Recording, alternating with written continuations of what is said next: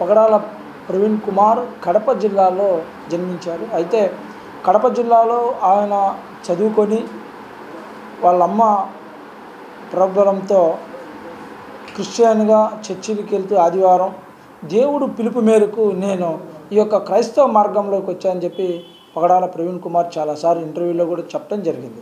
ఆయన కల్వరి అనే ఒక చర్చిని ఏర్పాటు చేసుకొని హైదరాబాదులో సేవ చేస్తూ ఆయనతో పాటుగా ఒక సాఫ్ట్వేర్ కంపెనీ పెట్టుకున్నాడు.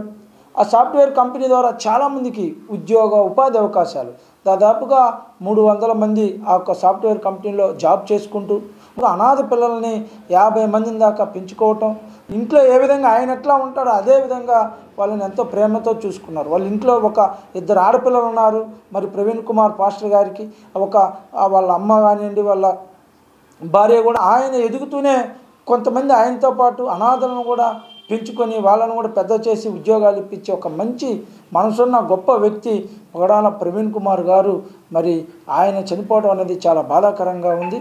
ఆయన యొక్క సేవను మరి ఇంకొక వ్యక్తిని దేవుడు లేపాలని చెప్పి కూడా మేము కోరుకుంటున్నాం. ఎందుకంటే ఆయన ఎక్కడో కడప జిల్లాలో పుట్టి హైదరాబాదులో వచ్చి ఒక చర్చి కట్టి అనాథ పిల్లల్ని తీసుకొని అనాథ పిల్లలకి ఉపాధి అవకాశాలు, ఒక పక్క ఫ్యాక్టరీని, ఒక పక్క భార్యని, ఒక పక్క పిల్లల్ని అన్నీ కూడా సమపాలంగా చేసుకొని ఒక పక్క దేవునికి హతసాక్షులుగా ఉన్న ఏకైక వ్యక్తి పగడాల ప్రవీణ్ కుమార్ గారు.